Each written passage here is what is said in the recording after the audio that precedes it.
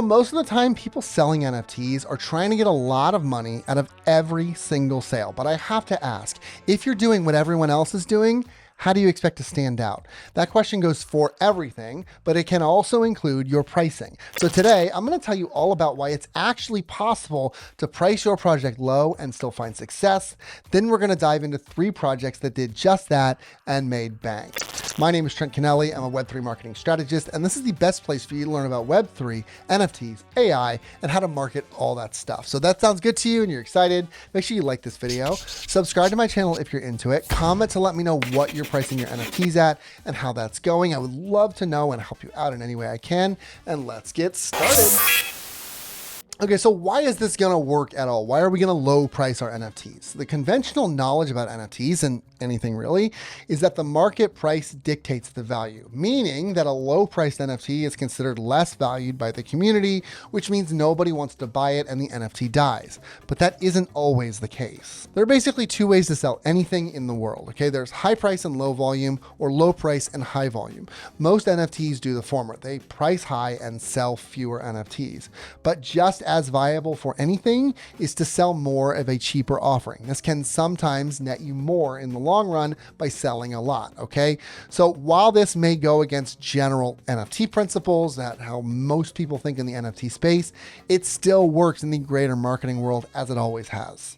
Let me show you some examples. Project number 1, When Sandwich. So When Sandwich is a project that allowed minters to create an NFT sandwich from a selection of over 600 different ingredients. Literally, you were minting an NFT that was what you wanted it to be out of those different ingredients. If you wanted a BLT, you got it. Chicken katsu, go for it.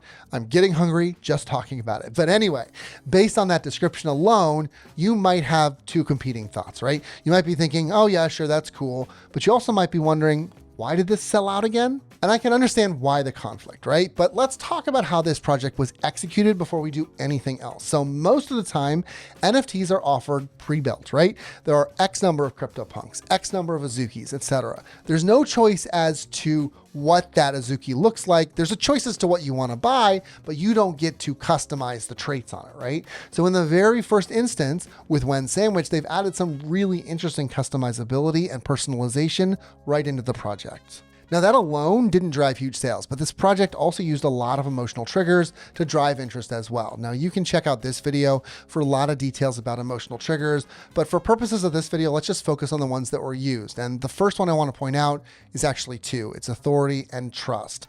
All over the advertising for this project is the fact that it's the first project by the well-known NFT artist Migwashir.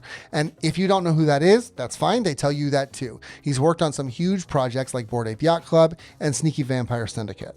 So by invoking his name, you end up showing prospects that 1, this guy knows what he's doing, aka authority, and 2, because all those projects that we talk about are very high quality and well regarded in the industry, you can trust him too. So especially in a world like NFTs, where people are always trying to run a scam, this goes a long way to put someone's mind at ease. And the last thing they did to make this project great was to add scarcity. But this didn't really happen the way that you think it did. It wasn't a collection of a fixed number of items. They added time scarcity.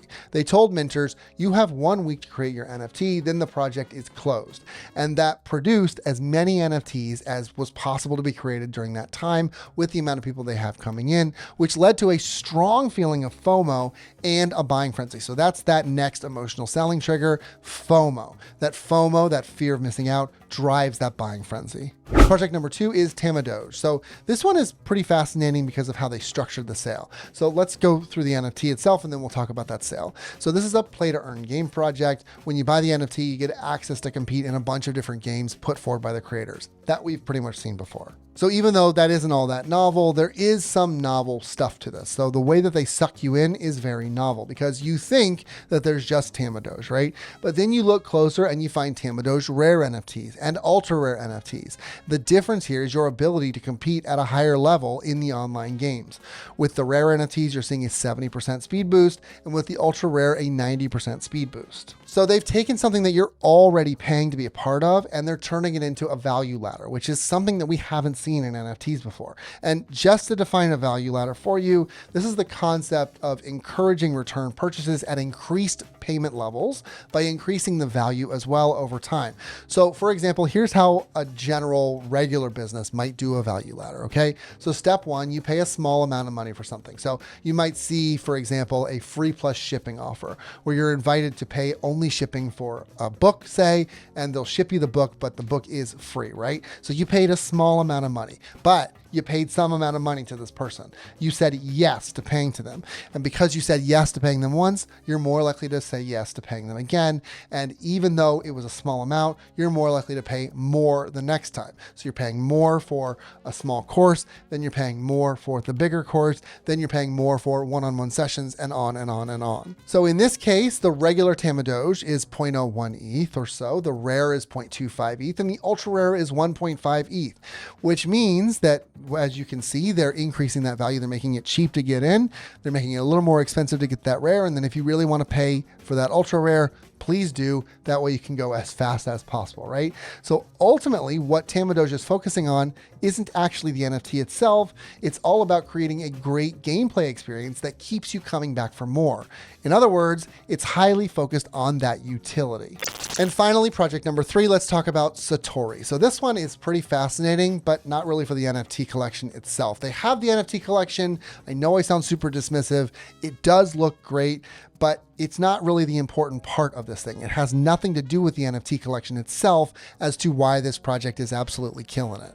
See, this is actually used as a marketing tactic. It's an entry point for the buyer to have access to a world of Web3 knowledge. Instead of offering boilerplate utilities like special access to a digital community, they're actually offering NFT courses, education, meditation courses, and more importantly, most importantly of all, analytical tools for Solana.